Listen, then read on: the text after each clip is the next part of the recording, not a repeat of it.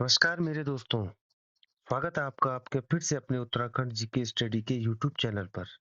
दोस्तों इससे पहले जो वीडियो आपको मैंने वीडियो बीपीओ के अंतर्गत जो पहला पार्ट उपलब्ध करवाया था, उसमें मैंने आपको एक फॉरेस्ट गार्ड का जो उत्तराखंड फॉरेस्ट गार्ड की भर्ती परीक्षा हुई थी, उस परीक्षा से संबंधित आपको पेपर सॉल्व करवाया था, जिसमें कि आपको आइडिया लग सके कि किस तरह से प्रश्न पैटर्न या किस तरह से क्वेश्चन पेपर का पैटर्न हो सकता है आपकी वीडियो बीपीओ की भर्ती के लिए। ठीक है दोस्तों, इससे पहले जो मैंने आपको वीडियो उपलब्ध कराई थी, वो थी वीडियो बीपीओ की भर्ती परीक्षा की तैयारी फर्स्ट पार्ट, और आज जो होगा आपका सेकंड पार्ट। और इस सेकंड पार्ट में ना, जो आपका कंटेंट होगा वो बड़ा मजेदार होने वाला है। उसके अंतर्गत हम क्या देखेंगे, उसके अंतर्गत मैं आपके सामने लाया हूँ टोटल 50 क्वेश्चन। ठीक है, टोटल 50 क्वेश्चन, जिसमें कि 30 क्वेश्चन होंगे उत्तराखंड जीके के, 10 प्रश्न होंगे उत्तराखंड करंट अफेयर्स के, और 10 प्रश्न होंगे आपके ऑल ओवर करंट अफेयर्स के, महत्वपूर्ण करंट अफेयर्स। ठीक है, और जब तक आपकी ये भर्ती परीक्षा 9 जुलाई आयोजित नहीं हो जाती, तब तक मैं आपको इसी सीरीज में वीडियोस लाता रहूँगा जब तक कि पेपर आयोजित ना हो जाए। ठीक है? इससे पहली वाली वीडियो को आपने बहुत सारा प्यार दिया। उम्मीद करता हूँ कि इस वीडियो को भी उतना ही प्यार मिलेगा, और आप चैनल को सब्सक्राइब कर दीजिए, वीडियो को लाइक कर दीजिएगा। ठीक है? और शेयर आप ज़रूर कर दीजिएगा अपने दोस्तों के साथ, ताकि वो भी आपके साथ-साथ वीडियो बीपीओ की भर्ती परीक्षा के लिए तैयारी कर सकें। ठीक है? इसके जो नेक्स्ट वीडियो होगा, वो होगा आपका एक पार्ट 3 होगा, जिसमें कि हम यही पूरे वीडियोस में यही पैटर्न फॉलो करेंगे। 30 प्रश्न उत्तराखंड जीके के, 10 प्रश्न उत्तराखंड करंट अफेयर्स के, और 10 प्रश्न आपके ऑल ओवर करंट अफेयर्स के। ठीक है दोस्तों, और इसके अलावा जो हम करेंगे, वो करेंगे हम हिंदी का एक पोर्शन शुरू करेंगे। क्या करेंगे? हिंदी का एक पोर्शन शुरू करेंगे। ठीक है, जिसमें कि आपको सामान्य हिंदी के जो सिलेबस के अनुसार होगा, उसमें आपको प्रश्न बना के आपका कंसेप्ट पूरा क्लियर करवा दूंगा। ठीक है दोस्तों, सोच तो मैं वन दारोगा की भर्ती के लिए भी सोच रहा था कि आपको वीडियो उपलब्ध कराऊं, लेकिन समय का अभाव इतना है कि समय पर्याप्त नहीं है। ठीक है, तो देखते हैं, कोशिश अगर आपका प्यार रहा तो जरूर कोशिश करेंगे। ठीक है, तो शुरू करते हैं आज की वीडियो। और आज का जो वीडियो होगा, उसको वीडियो को देखने से पहले आप वीडियो को लाइक कर दीजिए, चैनल को सब्सक्राइब कर दीजिए, और वीडियो को शेयर कर दीजिए। ठीक है, तो जो आज का जो पहला प्रश्न है मेरे दोस्तों, वो है आपका कि उत्तराखंड का निर्माण किस अधिनियम के द्वारा हुआ था। क्या पूछ रहा है ये, कि उत्तराखंड का निर्माण किस अधिनियम के द्वारा हुआ था? तो मैं आपको पहले भी मैंने शायद ये क्वेश्चन करवाया हो न, या ना करवाया हो। तो जो उत्तराखंड का जो निर्माण हुआ था, वो हुआ था आपका उत्तर प्रदेश पुनर्गठन अधिनियम 2000 के द्वारा। ठीक है, उत्तर प्रदेश राज्य पुनर्गठन अधिनियम 2000 के द्वारा। इसका तो पहले का सही ऑप्शन क्या हो जाएगा आपका, डी। ठीक है, क्या था ये उत्तर प्रदेश पुनर्गठन की, कैसे इसकी नींव पड़ी? तो वो क्या हुआ था कि 1998 में केंद्र में भाजपा की नेतृत्व वाली सरकार ने क्या किया कि राष्ट्रपति के माध्यम से उत्तराखंड राज्य संबंधी विधेयक उत्तर प्रदेश विधानसभा को सहमति के लिए भेजा। इस विधेयक में कुल 26 संशोधन करने के बाद उत्तर प्रदेश सरकार ने पुनः केंद्र को भेज दिया, जिसे सरकार ने 22 दिसंबर को लोकसभा में पेश किया, लेकिन सरकार के गिर जाने से ये पास न हो सका। ठीक है, तो क्या हुआ कि भाजपा की सत्ता में पुनः आ जाने के बाद इस विधेयक को एक बार फिर से उत्तर प्रदेश सरकार को भेजा गया, और उत्तर प्रदेश सरकार द्वारा इसे पास कर केंद्र को भेजने के बाद 27 जुलाई 2000 को उत्तर प्रदेश पुनर्गठन विधेयक 2000 के नाम से लोकसभा में प्रस्तुत किया गया। ठीक है, 1 अगस्त 2000। दोस्तों मैं इसलिए आपको ये कंसेप्ट बता रहा हूँ कि प्रश्न कैसे भी पूछ सकता है। ठीक है, अब इसमें प्रश्न क्या पूछा जा सकता है कि ये बिल पास कब हुआ था? उत्तर प्रदेश पुनर्गठन अधिनियम जो विधेयक है 2000, वो आपको लोकसभा में कब प्रस्तुत किया गया था? तो कब किया गया था? 27 जुलाई 2000 को। एक प्रश्न इससे ये निकल के आता है। दूसरा प्रश्न क्या आता है, किस राष्ट्रपति द्वारा उत्तर प्रदेश पुनर्गठन विधेयक 2000 को मंजूरी दी गई थी? वो थे आपके के.आर. नारायण द्वारा। ठीक है, और कानून संख्या गजट सरकारी गजट में कौन सा था? कानून संख्या 28 के रूप में। तो ठीक है दोस्तों, तो कंसेप्ट इसीलिए बता रहा हूँ कि इससे 2-3 प्रश्न निकल निकल रहे हैं, जो कि आपको परीक्षा में उपयोगी हो सकते हैं। ठीक है? इसके अलावा अगर आपसे पूछा जाए कि एक प्रश्न इस तरह से भी पूछा जा सकता है कि कौन से प्रधानमंत्री द्वारा लाल किले से उत्तराखंड राज्य निर्माण की घोषणा की गई थी, और कब की गई थी? तो वो की गई थी आपकी प्रधानमंत्री एच.डी. देवगौड़ा द्वारा, जिन्होंने की 15 अगस्त 1996 को सर्वप्रथम उत्तराखंड राज्य निर्माण की घोषणा की थी। ठीक है? नेक्स्ट क्वेश्चन है आपका कि केदारकांटा पर्वत, जो कि केदारनाथ की स्थापना से जुड़ा हुआ है, किसकी स्थापना से जुड़ा हुआ है? केदारनाथ की। कहाँ स्थित है? तो दोस्तों इसका जो सही आंसर हो जाएगा, आपके ऑप्शन है गढ़गाड़, टॉस, काली, कोसी। ठीक है? तो जो पहले सबसे पहले मैं आपको बता दूं तो केदारकांठा पर्वत कहाँ पे है? तो केदारकांठा पर्वत आपके चमोली और उत्तरकाशी क्षेत्र में फैला हुआ है। कहाँ पे है? चमोली और उत्तरकाशी में। तो ठीक है, जो काली नदी और कोसी नदी है वो आपकी कुमाऊं मंडल की नदियां हैं। ठीक है? कौन-सी नदी? काली और कोसी नदी आपकी कुमाऊँ मंडल की है। तो सीधी-सी बात है ये 2 इसके आंसर हो नहीं सकते। ठीक है? र इसका जो दूसरे का जो सही ऑप्शन हो जाएगा कि केदारकांठा कौन-सी नदी स्रोत से जुड़ा हुआ है? तो वो जुड़ा हुआ है आपकी गढ़गाड़ नदी के स्रोत से। कहाँ से जुड़ा हुआ है? गढ़गाड़ नदी के स्रोत से। ठीक है? नेक्स्ट क्वेश्चन आपका कि उत्तराखंड में पहले विधानसभा चुनाव कब हुए थे? उत्तराखंड में पहले विधानसभा चुनाव कब हुए थे? तो जो उत्तराखंड में पहले विधानसभा चुनाव हुए थे, वो हुए थे आपके सन 2002 में। सन 2002 में कब हुए थे? 14 फरवरी सन 2002 में। अगर आपको डेट भी जाननी है, तो यहाँ पे हो जाएगा 14 फरवरी सन 2002 में। ठीक है? और किसकी सरकार जीती थी? कौन-सी सरकार सबसे सर्वप्रथम सत्ता में आई थी? वो आई थी आपकी कांग्रेस सरकार। और प्रथम विधानसभा अध्यक्ष अगर आपसे पूछा जाए, तो वो थे आपके यशपाल आर्य। कौन थे? यशपाल आर्य। ठीक है मेरे दोस्तों, नेक्स्ट है कि रेगुर मिट्टी का दूसरा नाम क्या है? जो रेगुर एक मिट्टी का प्रकार होता है, उसका दूसरा नाम क्या है? तो उसका दूसरा नाम आपका काली मिट्टी। क्या है दोस्तों? काली मिट्टी। ठीक है? क्या होती है काली मिट्टी? कि काली मिट्टी को सरेगड़ मिट्टी या काली कपास मिट्टी के नाम से भी जाना जाता है। ठीक है? किसके? काली कपास मिट्टी के नाम से। अगर आप लोगों का प्यार रहा और आपका सपोर्ट रहा तो भूगोल या जीके का भी मैं जल्दी पोर्शन शुरू करने वाला हूँ। उसके अंदर आपको आपकी जो भी भौगोलिक से क्षेत्र से आपका मृदा अपरदन हो गया, मिट्टी से या जलवायु से जो भी होगा, आपको पूरा क्लियर करवा दूँगा। ठीक है? नेक्स्ट है कि सन 1962 ईस्वी में कम्युनिस्ट पार्टी के किस नेता ने उत्तराखंड राज्य की मांग का ज्ञापन भारत सरकार को सौंपा था? कब सौंपा था? सन 1962 में कम्युनिस्ट पार्टी के। तो कौन थे वो आपके? वो थे आपके पीसी जोशी। कौन थे? पीसी जोशी। और इन्होंने उत्तराखंड राज्य की मांग के लिए 1970 में कुमाऊं मोर्चा गठन की भी स्थापना की थी। अगर आपसे पूछा जाए कि कुमाऊं मोर्चा गठन की स्थापना किसने की थी, तो आपको चट से याद होना चाहिए किसने की थी? पीसी जोशी। और पीसी जोशी वो थे कि जिन्होंने सन 1962 में कम्युनिस्ट पार्टी के नेता के रूप में उत्तराखंड राज्य की मांग का ज्ञापन भारत सरकार को सौंपा था। ठीक है? उम्मीद है दोस्तों कि आपको वीडियो पसंद आ रही होगी। तो वीडियो पसंद आ रही है तो वीडियो को आप लाइक कर दीजिए। क्या कर दीजिए? लाइक कर दीजिए। और वीडियो को स्किप मत कीजिए। बहुत इंटरेस्टिंग क्वेश्चन आपके सामने लाए हूँ और उससे जुड़े हुए कंसेप्ट। ठीक है? नेक्स्ट क्वेश्चन है कि ब्रह्मपुत्र नदी निकलती है, ब्रह्मपुत्र नदी निकलती है, तो ब्रह्मपुत्र नदी कहाँ से निकलती है आपकी? ये निकलती है आपकी चेमाडुंगडुंग हिमनद से। कौन से? चेमाडुंगडुंग हिमनद से। और कहाँ पे है ये? ये है आपके तिब्बत में। चेमाडुंगडुंग हिमनद कहाँ है आपका? तिब्बत में। ठीक है? नेक्स्ट क्वेश्चन है कि महाबलीपुरम के रथ मंदिरों का निर्माण किसने किया था?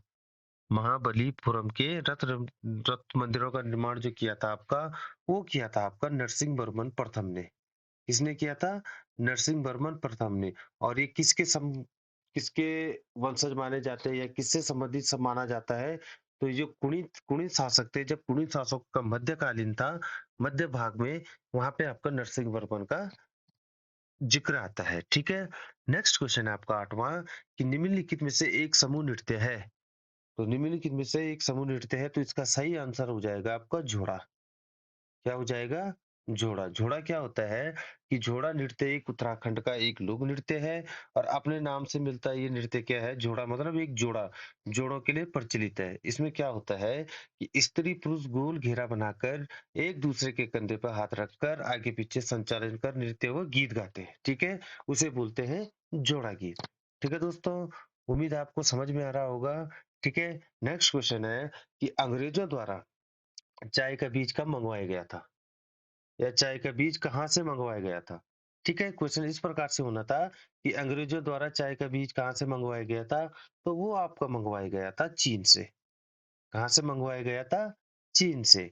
ठीक है दोस्तों, नेक्स्ट क्वेश्चन है कि हिमालय पर्वतमाला का उदाहरण है।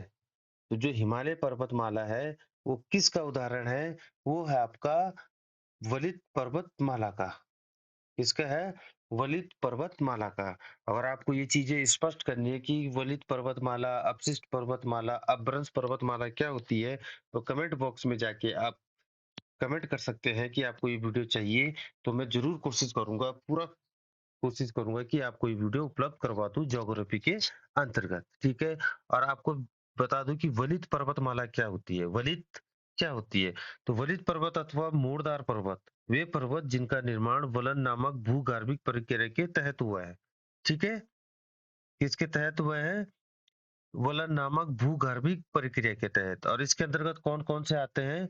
वलित पर्वतमाला के अंतर्गत अगर अभी आपको पूछा जाए तो आपको ऑप्शन दे दी जाएगा, किसी पर्वत का नाम दिया जाएगा, तो जैसे कि हिमालय, यूराल, एंडीज। तो जो एंडीज की जो पर्वत श्रेणियां हैं जो कि काफी प्रसिद्ध है, वो आपकी किसके अंतर्गत आती हैं? वलित पर्वतमाला की, ठीक है। और भारत में अगर कुछ बात की जाए कि वलित पर्वतमाला के अंतर्गत कौन-कौन से आती है भारत में, तो वो आती है आपकी अरावली श्रृंखला, विश्व की सबसे पुरानी वलित पर्वत श्रृंखला है। अगर आपको प्रश्न पूछा जाए कि विश्व की सबसे पुरानी या सबसे प्राचीन वलित पर्वत श्रृंखला कौन-सी है, वो है आपकी अरावली। ठीक है, कौन-सी है? अरावली। नेक्स्ट क्वेश्चन है कि कुमाऊं परिषद के प्रथम अध्यक्ष कौन चुने गए थे? तो कुमाऊं परिषद के जो प्रथम अध्यक्ष चुने गए थे, कुमाऊं प्रसाद के जो प्रथम अध्यक्ष थे, वो थे आपके जयदत्त जोशी। कौन थे? जयदत्त जोशी। ठीक है। नेक्स्ट है कि निम्नलिखित में से झंगोरा फसल है। निम्नलिखित में से झंगोरा फसल है। तो आपको बताना है इसमें कि झंगोरा किस किस्म की फसल है या कौन सी फसल है। तो आपके सामने ऑप्शन है खरीफ, जायद, रबी। तो मैं आपको बता दूं, जो खरीफ के अंतर्गत आती है वो आपकी धान, मक्का, ज्वार, बाजरा, मूंग, गन्ना, उड़द, तुअर, कुत्ती, जूट, ठीक है, आदि। तो जो झंगोरा फसल है वो है आपकी खरीफ की। किसकी है? खरीफ की। जायद के अंतर्गत आती है आपकी ये आलू, तिलहन, सोयाबीन, सूरजमुखी। ठीक है। अगर आपको पूछा जाए आलू, सोयाबीन या तिलहन, तो वो आती है आपकी जायद में। और रबी की फसल में कौन कौन सी आपकी शामिल है? तो जौ, सरसों, जई, गेहूं, मक्का। ठीक है दोस्तों। तो प्रश्न क्या पूछा गया आपसे? प्रश्न आपसे पूछा गया है कि झंगोरा फसल किसकी है? तो आपकी वो खरीफ की। ठीक है। नेक्स्ट क्वेश्चन है कि अल्मोड़ा मुद्राएं संबंधित है। ये तो जो अल्मोड़ा की मुद्राएं संबंधित है वो है आपकी कुड़िंद राजवंश से। किसकी है? कुड़िंद राजवंश से। ठीक है। नेक्स्ट क्वेश्चन है कि उत्तराखंड का सबसे कम वन क्षेत्रफल वाला जिला कौन सा है? तो उत्तराखंड का जो सबसे कम वन क्षेत्रफल जिला है, तो आपकी 2021 की जो रिपोर्ट है, मैंने आपको वनों से संबंधित प्रश्न करवाए थे, उसमें मैंने आपको ये 2021 के मुख्य बिंदु बताए थे। तो उसके अंतर्गत अगर उस रिपोर्ट के अनुसार चले तो सबसे कम वन क्षेत्रफल आपका किसका है इसमें से? वो है आपका उधम सिंह नगर का। किसका है? उधम सिंह नगर का। ठीक है। यहाँ पे जो भारतीय वन स्थिति रिपोर्ट 2021 के मुख्य बिंदु है, तो राज्य में सर्वाधिक क्षेत्रफल वाले जिले कौन कौन से आपके? वो है आपके पौड़ी। ठीक है। सबसे कम क्षेत्रफल वाला उधम सिंह नगर, सब सर्वाधिक वन प्रतिशत वाला नैनीताल, और सबसे कम वन प्रतिशत वाला उधम सिंह नगर। अगर आपको सबसे कम क्षेत्रफल या सबसे कम प्रतिशत वाले जिले जिनमें की वन है, तो उन दोनों का आंसर आपका सेम हो जाएगा, आपका उधम सिंह नगर। ठीक है दोस्तों, कौन हो जाएगा? उधम सिंह नगर। नेक्स्ट क्वेश्चन आपका कि बिरथी जल प्रपात कहाँ स्थित है? बिरथी वाटरफॉल, तो ये है आपके पिथौरागढ़ जिले के मुनस्यारी क्षेत्र में। ठीक है। पिथौरागढ़ जिले के मुनस्यारी में आपका बिरथी फॉल स्थित है। ठीक है। और ये क्यों इतना पूछा जाता है या इसका जिक्र होता है? क्योंकि बिरथी फॉल जो है राज्य का सबसे बड़ा वाटरफॉल है। अगर आपसे पूछा जाए कि उत्तराखंड राज्य का सबसे बड़ा वाटरफॉल कौन सा है, वो है आपका बिरथी वाटरफॉल। ठीक है। नेक्स्ट है कि उत्तराखंड में कौन सा एक प्रकार का वन नहीं पाया जाता है? उत्तराखंड में कौन से एक प्रकार का वन नहीं पाया जाता है? तो वो पाए जाते हैं आपके, नहीं पाया जाता है, वो पाया जाता है आपका उष्ण सदाबहार। कौन सा दोस्तों? उष्ण सदाबहार। अब आप एक चीज बताइए, ये 16वां का आपको कौन सा हो जाएगा? बी ऑप्शन आपका सही हो जाएगा। तो उष्ण सदाबहार क्या होता है कि उष्ण सदाबहार ऐसे वन क्षेत्र जो भूमध्य रेखा से दक्षिण या उत्तर से लगभग 50 अक्षांश के भीतर पाए जाते हैं। भूमध्य रेखा से दक्षिण या उत्तर में लगभग 50 अक्षांश के भीतर पाए जाते हैं और ये एशिया, ऑस्ट्रेलिया, अफ्रीका, दक्षिण अमेरिका, मध्य अमेरिका और प्रशांत द्वीप पर पाए जाते हैं। तो उष्ण सदाबहार वन अगर आपको कभी-कभी पूछा जाए कि उष्ण सदाबहार निम्न में से किन जगहों पे पूछा जाता है, तो आपको क्या चेक करना है? एशिया, ऑस्ट्रेलिया, अफ्रीका, दक्षिण अमेरिका, मध्य अमेरिका और प्रशांत द्वीप पर पाए जाते हैं। ठीक है? नेक्स्ट क्वेश्चन आपका कि ब्रिटिश गढ़वाल की राजधानी श्रीनगर से पौड़ी स्थानांतरित की गई। तो ब्रिटिश गढ़वाल की राजधानी श्रीनगर से पौड़ी स्थानांतरित की गई, वो की गई थी आपकी 1840 में। कब की गई थी? 1840 में। नेक्स्ट क्वेश्चन आपका कि हिंदी के किस महीने में फूलदेई त्योहार मनाया जाता है? फूलदेई यानी कि फूलों का महीना, जहाँ पे गढ़वाल में रिवाज है, गढ़वाल और कुमाऊं उत्तराखंड में रिवाज है कि जो आपके दरवाजे के सामने दरवाजे होते हैं, उनके किनारों पे आपको फूल डालने पड़ते हैं। फूल डाल के ये त्योहार मनाया जाता है। ठीक है? कि लोगों का दिल अपने घर की देड़ी में फूल डाले कि आपको फूल देव चैतक महीना को चैत का महीना में ये त्योहार मनाई जाता। ठीक है? तो इसमें प्रश्न क्या पूछा जाता है? पूछा जा रहा है कि हिंदी के किस महीने में फूलदेई त्योहार मनाया जाता है? तो चैत का जो महीना होता है, उस महीने में आपका फूलदेई त्योहार मनाया जाता है। ठीक है? और चैत का महीना जो होता है चैत बैसाख। ठीक है? चैत और बैसाख, जब चैत का महीना आता है तो चैत के महीने में 14 या 15 मार्च से आपको फूलदेई महीना शुरू होता है और 13-14 अप्रैल को जब चैत का महीना खत्म हो जाता है तो उस दिन बिगोत या बैसाखी मनाई जाती है। तो उसको हम उत्तराखंड में मनाई जाती है बिगोत, उसको बोलते हैं बिगोत। ठीक है? तो जिंदगी के किस महीने में फूलदेई त्योहार मनाया जाता है? वो मनाया जाता है आपका चैत माह। ठीक है? तो आपने गाना भी सुना होगा, आई फुलारी फूलों को। ठीक है? नेक्स्ट क्वेश्चन है कि गढ़वाल विश्वविद्यालय की स्थापना कब हुई थी? तो जो गढ़वाल विश्वविद्यालय की स्थापना हुई थी, वो हुई थी आपकी 1973 ईस्वी में। कब हुई थी? 1973 ईस्वी में। ठीक है? नेक्स्ट क्वेश्चन है कि उत्तराखंड की प्रादेशिक भाषा में भूकंप के बारे में जन जागरूकता हेतु बनी फिल्म है। उत्तराखंड की प्रादेशिक भाषा में भूकंप के बारे में जन जागरूकता हेतु बनी फिल्म है, तो वो है आपकी डांडी कांठों की गोद माँ। ठीक है? कौन सी फिल्म है आपकी? डांडी कांठों की गोद माँ। ठीक है? डांडी कांठों की गोद में जो ये फिल्म बनी हुई है, इसे किसके द्वारा बनाया गया है? ये इसे आपदा प्रबंधन विभाग उत्तराखंड द्वारा प्रस्तुत किया गया। किसके द्वारा? आपदा प्रबंधन विभाग उत्तराखंड सरकार द्वारा। ठीक है? नेक्स्ट है कि ब्रह्मदेव किस राजवंश से संबंधित था? ब्रह्मदेव आपके किस राजवंश से संबंधित था? तो वो था आपका कत्यूरी राजवंश से। किससे? कत्यूरी राजवंश से। और ब्रह्मदेव को कत्यूरी का राजवंश का अंतिम शासक भी माना जाता है और ये बहुत ही क्रूर और अत्याचारी राजा भी माना जाता है। ठीक है? अगर आपको पूछा जाए कि कत्यूरी राजवंश के किस राजा को अत्याचारी व क्रूर सबसे अत्याचारी और क्रूर माना जाता था, वो था आपके ब्रह्मदेव। ठीक है? नेक्स्ट क्वेश्चन है कि लीसा निम्नलिखित में से किस पेड़ का जैव उत्पाद है? तो अगर आप प्योर पहाड़ी हैं, उत्तराखंडी हैं, अगर आप उत्तराखंड से बिलोंग करते हैं, तो आपको पता होगा लीसा जो एक गोंद टाइप का चिपचिपा पदार्थ होता है, वो निकलता है आपके चीड़ के पेड़ से। किसके पेड़ से निकलता है? आपके चीड़ से, चीड़ के पेड़ से। ठीक है? तो 22 का आपका ए सही ऑप्शन हो जाएगा। नेक्स्ट क्वेश्चन है कि मौलाराम की चित्रकला प्रसिद्ध है। तो जो मौलाराम की चित्रकला प्रसिद्ध है, वो आपकी किसके लिए है? गढ़वाली शैली के लिए। ठीक है? इसका क्या हो जाएगा? सी ऑप्शन, गढ़वाली शैली के लिए। नेक्स्ट क्वेश्चन है कि डालियों का दगड़िया गैर सरकारी संस्था के संस्थापक है। डालियों का दगड़ा गैर सरकारी संस्था यानी कि एनजीओ, तो इसके संस्थापक कौन है आपके? वो है आपके चंडी प्रसाद भट्ट। कौन है?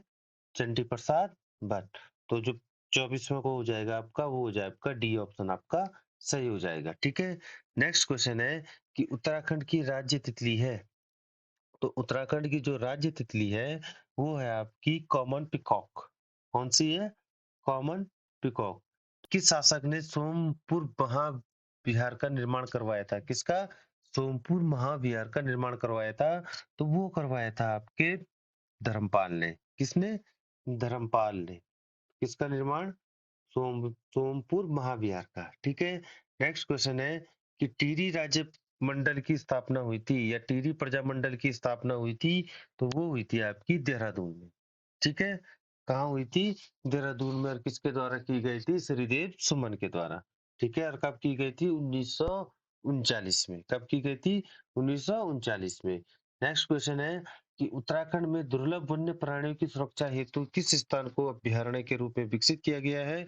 तो वो किया गया आपका बिनसर वन्य अभयारण्य। इसमें बिनसर वन्य अभयारण्य। ठीक है? नेक्स्ट है कि निम्न में से क्षेत्रफल की दृष्टि से उत्तराखंड का सबसे बड़ा अभयारण्य है, तो वो है आपका केदारनाथ वन्य जीव अभयारण्य। कौन सा है? केदारनाथ वन्य जीव अभयारण्य, जो कि आपकी चमोली में है। ठीक है? सबसे बड़ा अगर उत्तराखंड में क्षेत्रफल की दृष्टि से वन्य जीव अभयारण्य है, तो कौन सा है आपका? केदारनाथ वन्य जीव अभयारण्य। नेक्स्ट क्वेश्चन है, अब आपको ये थे आपके 30 प्रश्न उत्तराखंड जीके के संबंधित। अब नेक्स्ट क्वेश्चन है आपका उत्तराखंड करंट अफेयर से संबंधित। ठीक है? तो पहला प्रश्न है कि उत्तराखंड का पहला इंटीग्रेटेड पार्क कौन सा है, जिसके लिए हाल में ही शासनादेश जारी किया गया है? तो जो ये 2-3 दिन पहले जो हाल ही में मुख्यमंत्री पुष्कर सिंह धामी ने शासनादेश जारी किया गया है, तो वो पहला इंटीग्रेटेड पार्क कौन सा होगा? तो आपके ऑप्शन है लाइकेन पार्क। लाइकेन पार्क क्या है आपका? पिछले वीडियो में मैंने आपको बताया था कि लाइकेन पार्क क्या होता है, कि लाइकेन पार्क आपका पर्यावरण का एक नेचुरल इंडिकेटर होता है पॉल्यूशन मापने का। ठीक है? कैसे मापता है?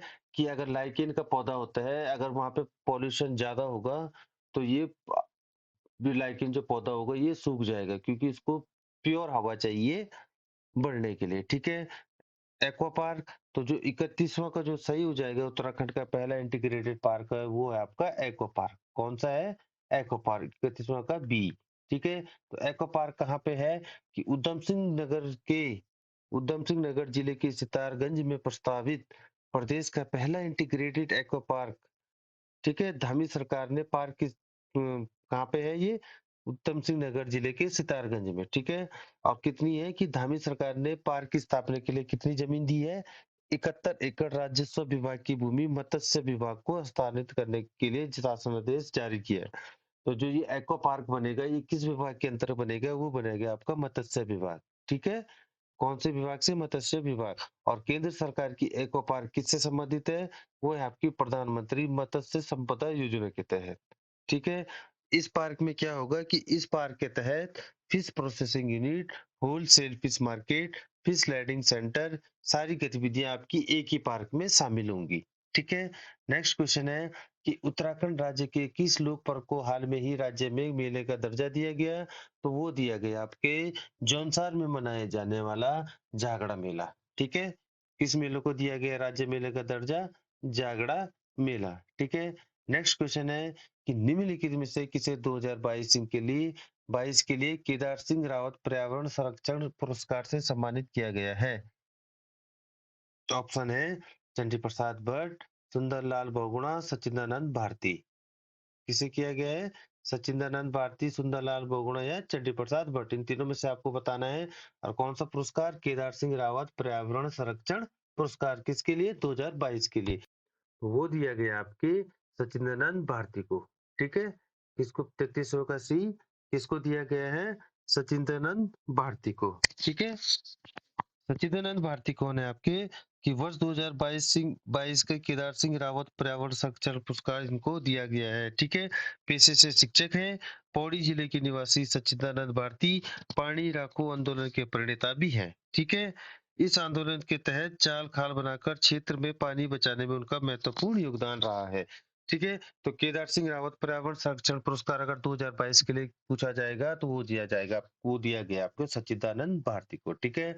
नेक्स्ट है कि रितु खंडूड़ी भूषण उत्तराखंड की छठी विधानसभा की अध्यक्ष है। उनसे पहले कितनी महिलाएं इस पद पर रह चुकी हैं? उत्तराखंड विधानसभा पहली महिला अध्यक्ष कौन है आपकी? रितु खंडूड़ी। तो यहाँ पे क्या प्रश्न पूछा जा रहा है कि छठी विधानसभा की अध्यक्ष कौन बनी है? रितु खंडूड़ी भूषण। और उससे पहले इस पद पे कितनी महिलाएं रह चुकी है? तो वो होगा आपका एक भी नहीं, शून्य। ऋतु खंडूड़ी भूषण आपकी पहली महिला है। ठीक है? जो कि विधानसभा अध्यक्ष बनी है। नेक्स्ट क्वेश्चन आपका कि कुमाऊं क्षेत्र में भव्य मंदिर बनाने और तीर्थ यात्रियों को आकर्षित करने की किस योजना का प्रस्ताव रखा गया है? तो वो रखा गया है आपका मानस खंड मंदिर माला। किसे रखा गया है? मानस खंड मंदिर माला। ठीक है। नेक्स्ट क्वेश्चन है आपका कि अंतरराष्ट्रीय वेबसाइट ई वर्ल्ड के अनुसार उत्तराखंड में 291 प्रजातियां पाई गई। किसकी? ई वर्ल्ड के अनुसार उत्तराखंड में दो पक्षियों की 219 प्रजातियां पाई गई। इस मामले में उत्तराखंड का देश में कौन सा स्थान है? तो आपको जानकर खुशी होगी, वो आगा आपका पहला। ठीक है। नेक्स्ट है कि नेक्स्ट क्वेश्चन आपका 37वां कि उड़ीसा के भुवनेश्वर में आयोजित राष्ट्रीय जनजाति नृत्य महोत्सव में उत्तराखंड को कौन सा स्थान मिला है? तो जो उड़ीसा के भुवनेश्वर में आयोजित राष्ट्रीय जनजाति नृत्य महोत्सव में आपको उत्तराखंड को आपको पहला स्थान मिला है। किसको मिला है? उत्तराखंड को आपको पहला स्थान मिला है। ठीक है दोस्तों। नेक्स्ट क्वेश्चन है कि माउंट एवरेस्ट के बाद माउंट मकालू फतह करने वाली सविता कंसवाल उत्तराखंड के किस जनपद की रहने वाली है? कि माउंट एवरेस्ट के बाद कौन सा पर्वत फतह किया आपका? माउंट मकालू। तो किस जिले की सविता कंसवाल है, वो किस जिले की रहने वाली है? वो है आपकी उत्तरकाशी की। ठीक है। कौन से जिला की है? उत्तरकाशी की। नेक्स्ट क्वेश्चन है कि हाल ही में 5 वर्षीय नंदा देवी ने निम्न में से किस चोटी को फतह किया है? तो 5 वर्ष की जो नंदा देवी है, उसने किया आपकी चंद्रशिला चोटी को। ठीक है। किसको किया है? चंद्रशिला चोटी को आपको जो कि है 13,000 फीट की है। 5 वर्षीय नंदा देवी। आपसे अगर आपसे प्रश्न पूछा जाएगा कि हाल में ही किस 5 वर्षीय लड़की ने या 5 वर्षीय लड़की ने चंद्रशिला चोटी फतेह की है, तो वो कौन है? आपकी नंदा देवी। ठीक है। नेक्स्ट है कि हाल ही में प्रकाशित पुस्तक मेरा जीवन लक्ष्य उत्तराखंडियत पुस्तक किसके द्वारा लिखी गई है? तो जो हाल ही में जो प्रकाशित हुई है मेरा जीवन लक्ष्य उत्तराखंडियत, वो लिखी गई है आपकी माननीय हरीश रावत जी के द्वारा। उत्तराखंड के मुख्यमंत्री पूर्व मुख्यमंत्री हरीश रावत जी के द्वारा क्या लिखी गई है आपकी? मेरा जीवन मेरा लक्ष्य या मेरा जीवन लक्ष्य उत्तराखंडियत। ठीक है। नेक्स्ट क्वेश्चन है आपका 41वां करंट अफेयर्स ऑल ओवर का कि हाल ही में चर्चा में रहा वैगनर समूह किससे संबंधित है? जो वैगनर समूह है जो कि हाल ही में चर्चा में रहा है, किससे संबंधित है? आपके ऑप्शन है मिसाइल प्रौद्योगिकी नियंत्रण समूह, जो बी ऑप्शन है प्रशांत द्वीप राष्ट्र जलवायु परिवर्तन पहल, या भाड़े के सैनिकों की निजी सेना। तो जो भाड़े के सैनिकों की निजी सेना है, ठीक है, प्राइवेट फोर्स की जो कि युद्ध में लड़ेगी या भाड़े के सैनिक है, उसको वैगनर समूह कहा जाता है। ठीक है। किसे कहा जाता है वैगनर समूह? भाड़े के सैनिकों की निजी सेना। ठीक है। ये कि आपकी यूक्रेन रूस के युद्ध में रूस के लिए लड़ रहे हैं। ठीक है। सीरिया में सरकार समर्थक बलों के साथ भी ये लड़ रहे हैं। और सूडान में सोने की खानों की रखवाली भी यही करते हैं। कौन? वेगनर समूह के। ठीक है।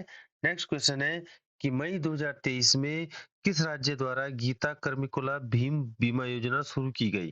तो गीता कर्मिकुला भीम योजना आपकी जो शुरू की गई, वो की गई आपकी तेलंगाना राज्य के द्वारा मई 2023 में। किसके द्वारा? तेलंगाना राज्य के द्वारा। तो क्या है आपकी ये भीम गीता कर्मिकुला भीम के है, तो ताड़ी निकालने वाली है। ये तेलंगाना के मुख्यमंत्री चंद्रशेखर राव किसानों के लिए रायतू भीम की तर्ज पर गीता कर्मिकुला भीम ताड़ी निकालने वालों के लिए बीमा शुरू करने के लिए तैयार है, जिसे वर्तमान में राज्य में लागू किया जा रहा है। इसके अंतर्गत क्या होगा? अगर किसी ताड़ी निकालने वाले की आकस्मिक मृत्यु हो जाती है, तो उसके परिवार के खाते में जिसको नॉमिनी बनाया होगा, सीधे 5 लाख रुपए की राशि ट्रांसफर कर दी जाएगी। ठीक है। नेक्स्ट क्वेश्चन है कि नेशनल मैन्युफैक्चरिंग इनोवेशन सर्वे द्वारा किस राज्य को सबसे इनोवेटिव राज्य का दर्जा दिया गया है? तो वो दिया गया आपका कर्नाटक को। किसको दिया गया है? कर्नाटक को। कौन सा? नेशनल मैन्युफैक्चरिंग इनोवेशन सर्वे द्वारा किस राज्य को सबसे इनोवेटिव राज्य का दर्जा दिया गया है? तो वो दिया गया आपके कर्नाटक राज्य को। ठीक है दोस्तों। किसको दिया गया है?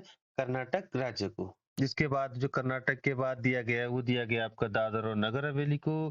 फिर दिया गया दमन और दीव को, तेलंगाना तमिलनाडु आपके इसके बाद है। तो सबसे प्रथम स्थान जो इनोवेटिव में मिला है, वो मिला आपको कर्नाटक को। ठीक है। नेक्स्ट है कि किस राज्य ने 18 वर्ष के सभी 18 वर्ष से ऊपर की सभी पात्र महिलाओं को इंदिरा गांधी महिला सम्मान निधि के तहत प्रति पैर की 1500 रुपए के प्रावधान को मंजूरी दी है। तो वो दी है आपकी हिमाचल प्रदेश की सरकार ने। ठीक है, हिमाचल प्रदेश की सरकार ने। तो 44 को सी। ठीक है। नेक्स्ट क्वेश्चन है कि कौन सा राज्य खेलो यूनिवर्सिटी गेम्स के तीसरे संस्करण की मेजबानी करने जा रहा है? तो वो करने जा रहा है आपका उत्तर प्रदेश। ठीक है। कौन से राज्य खेलो यूनिवर्सिटी? ठीक है। तो कौन से राज्य में इस बार इसका आयोजन किया जाएगा? वो किया जाए आपका उत्तर प्रदेश में। ठीक है, इंडिया यूनिवर्सिटी गेम्स। ठीक है। और ये आपको शुरू होगा 23 मई से और तेईस कब तक चलेगा? 3 जून तक। ठीक है, 23 मई से 3 जून तक। नेक्स्ट है कि पृथ्वी पर जीवन चक्र को संतुलित करने के लिए वनों के मूल्य और महत्व और योगदान के बारे में जागरूकता बढ़ाने के लिए हर साल किस दिन को अंतर्राष्ट्रीय वन दिवस मनाया जाता है? तो अंतर्राष्ट्रीय जो इंटरनेशनल फॉरेस्ट डे मनाया जाता है वो मनाया जाता है 21 मार्च को। ठीक है। किसके लिए मनाया जाता है? 21 मार्च को। कब मनाया जाता है 21 मार्च को और क्यों मनाया जाता है? पृथ्वी पर जीवन चक्र को संतुलित करने के लिए और वनों के मूल्य, महत्व और योगदान के बारे में जागरूकता बढ़ाने के लिए। ठीक है। नेक्स्ट क्वेश्चन है कि एन से यंग ने all England open badminton championship 2023 में महिलाओं का खिताब जीता है। वो किस देश से संबंधित है? तो कौन सा खिताब जीता है? ओपन बैडमिंटन 2023 किसने जीता है? एन से यंग ने। ठीक है, यंग ने जीता है इंग्लैंड ओपन बैडमिंटन चैंपियनशिप 2023 में। और कहाँ की है वो आपकी? दक्षिण कोरिया की। ठीक है, कहाँ की है? दक्षिण कोरिया की। नेक्स्ट क्वेश्चन है कि किस सेना की ऊंट की टुकड़ी ने, जो वो रेजिमेंट की जो ऊंट की टुकड़ी होती है जो कि ऊंट ऊंट में बैठ के बॉर्डर की रक्षा करती है या पूरा समन्वय स्थापित करती है, तो किस सेना की ऊंट टुकड़ी महिला परेड की महिला कर्मी ने गणतंत्र दिवस में भाग लिया है? वो लिया आपकी बीएसएफ की। किसने लिया है? बीएसएफ की। ठीक है। इसका क्या है कि देश में एकमात्र ऐसा फोर्स है या ऐसी रेजिमेंट है या ऐसा ऑर्गेनाइजेशन है जो कि परिचालन और औपचारिक दोनों कार्यों के लिए ऊंटों को तैनात करता है। ठीक है। नेक्स्ट क्वेश्चन है कि जनवरी 2023 में किस शहर में उत्तर भारत की सबसे बड़ी तैरती सौर परियोजना का उद्घाटन किया गया? तैरती हुई सौर परियोजना का उद्घाटन किया गया, वो किया गया आपका चंडीगढ़ में। कहाँ किया गया? चंडीगढ़ में। ठीक है। तो आपका सही ऑप्शन हो जाएगा 49वें का हो जाएगा सी, चंडीगढ़ में सर्वप्रथम उत्तर भारत की तैरती हुई सौर परियोजना का उद्घाटन किया गया। ठीक है। नेक्स्ट क्वेश्चन है कि उत्तर पूर्व क्षेत्र के किस जिले को तीसरे राष्ट्रीय जल पुरस्कार 2022 से सर्व 2022 में सर्वश्रेष्ठ जिला पुरस्कार से सम्मानित किया गया है? तो उत्तर पूर्व क्षेत्र में आपका हो जाएगा गोलपारा, असम। ठीक है। 50वें को जो सही आंसर हो जाएगा वो हो जाएगा आपका गोलपारा, असम। तो तीसरे राष्ट्रीय जल पुरस्कार 2022 का सर्वश्रेष्ठ जिला उत्तर पूर्व क्षेत्र में किसे दिया गया है? गोलपारा, आसाम को। किसे दिया गया है? गोलपारा, आसाम को। ठीक है। और राष्ट्रीय जल पुरस्कार 2018 में जल शक्ति मंत्रालय द्वारा शुरू किया गया था। किसके द्वारा किया गया था? जल शक्ति मंत्रालय के द्वारा। कब किया गया था? 2018 में। तो सर्वश्रेष्ठ राज्य तो इसमें कौन था 2022 के लिए? वो था आपका उत्तर प्रदेश। यहाँ पे आपको उत्तर पूर्व क्षेत्र पूछा गया है, एरिया वाइज आपसे पूछा गया है। अगर ऑल ओवर इंडिया आपसे पूछा जाए कि सर्वश्रेष्ठ जिला किसे दिया गया राष्ट्रीय जल पुरस्कार 2022 में, वो दिया गया आपका उत्तर प्रदेश में। ठीक है। साउथ की बात करें, साउथ में आपको दिया गया है तिरुवनंतपुरम केरला को। नॉर्थ में आपके मुजफ्फरनगर। ठीक है। ईस्ट में आपको इंदौर, सॉरी पूर्वी चंपारण, और वेस्ट में आपको इंदौर को दिया गया है। ठीक है। तो तीसरे राष्ट्रीय जल पुरस्कार 2022 में अगर आपको पूछा गया है कि उत्तर पूर्व क्षेत्र में किसे दिया गया है? गोलपारा में। तो आपको अगर पूछा जाए कि सर्वश्रेष्ठ राज्य कौन सा आपका? उत्तर प्रदेश। उत्तर क्षेत्र में यानी कि नॉर्थ जोन में आपका मुजफ्फरनगर, साउथ जोन में आपका तिरुवनंतपुरम, वेस्ट जोन में आपका इंदौर और ईस्ट जोन में आपका पूर्वी चंपारण, बिहार। ठीक है। तो इसी के साथ दोस्तों ये 50 क्वेश्चन आज के यहीं पे समाप्त होते हैं। उम्मीद है आपको वीडियो पसंद आई होगी। वीडियो पसंद आए तो वीडियो को लाइक कर दिए, चैनल को सब्सक्राइब कर दीजिए और कमेंट करके बताएँ कैसी लगी वीडियो? अच्छी लगी तो यार दोस्तों शेयर कर दो आप, चैनल को सब्सक्राइब कर दो और वीडियो को लाइक कर दो, ठीक है? और कमेंट करके बताइए कि आपको किस तरह की वीडियो आपको चाहिए, उसी टॉपिक पे आपको वीडियो बना के दूँगा, ठीक है दोस्तों? और इसका जो पीडीएफ है आपको टेलीग्राम चैनल पे आपको उपलब्ध हो जाएगा या उत्तराखंड जीके डॉट कॉम की वेबसाइट पे। उत्तराखंड जीके डॉट कॉम की वेबसाइट भी धीरे-धीरे पूरी कोशिश कर रहा हूँ कि उसको भी फुली अपडेट कर दूँ।